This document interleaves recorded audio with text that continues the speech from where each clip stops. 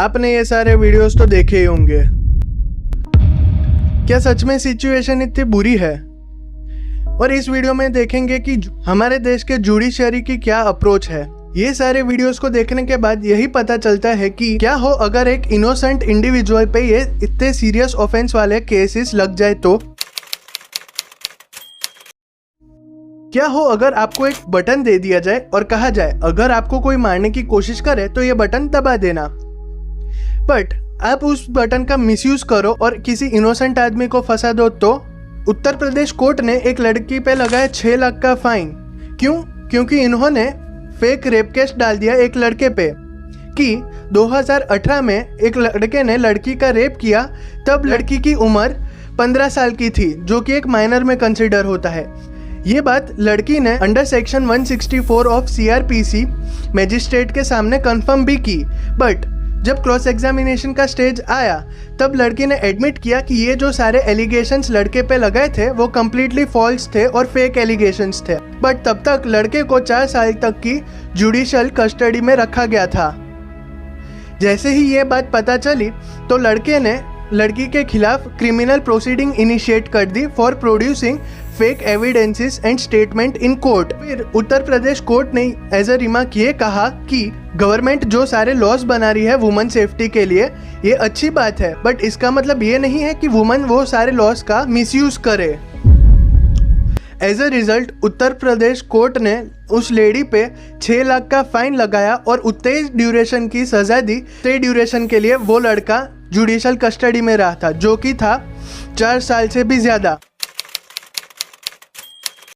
Recent की है एक बात है जब हस्बैंड कोर्ट में गए डाइवोर्स सीख करने on the grounds of cruelty by wife. फिर वाइफ को बुरा लगा और उन्होंने FIR दर्ज करवा दी including section 498A of IPC, जो कि ये कहता है कि अगर किसी वाइफ पे हस्बैंड या उनके कोई रिलेटिव्स वाइफ पे क्रूएलिटी करे आइदर फिजिकल और मेंटल, तो उनको 3 साल तक की सजा हो सकती है। बट प्रैक्टिकली इस चीज को देखा जाए ये प्रोविजन यूज हुआ है हस्बैंड और उनके रिलेटिव्स को हैरेस करने के लिए। इस केस में भी जब हस्बैंड हाई कोर्ट गए तो हाई कोर्ट ने केस क्वॉश करने से मना कर दिया।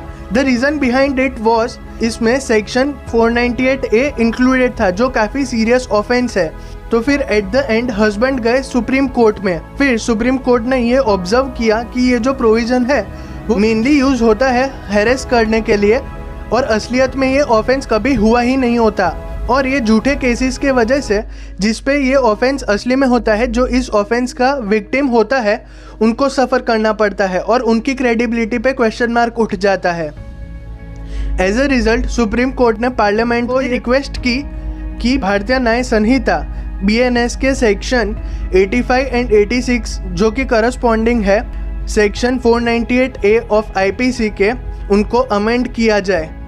पुलिस को भी इंस्ट्रक्ट किया कि प्राइमा फेसी इन्वेस्टिगेशन यानी कि शुरुआती कार्यवाही में आप ध्यान रख, अगर आपको ये ऑफेंस के प्रूफ ना मिले तो आप एक चीज़ कंसिडर कीजिए, और अगर प्रूफ मिले फिर ही आगे कार्यवाही कीजिए।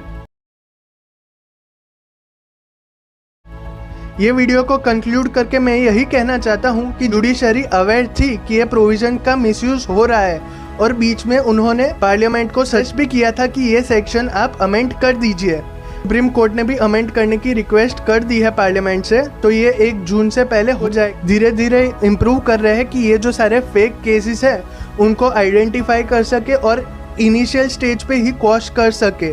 और अगर आप भी लॉ स्टूडेंट हैं और ये केसेस को रेफर करना चाहते हैं तो पहले केस का नाम है स्टेट ऑफ UP वर्सेस निशा, दूसरे केस का नाम है Achin Gupta versus state of Haryana and another.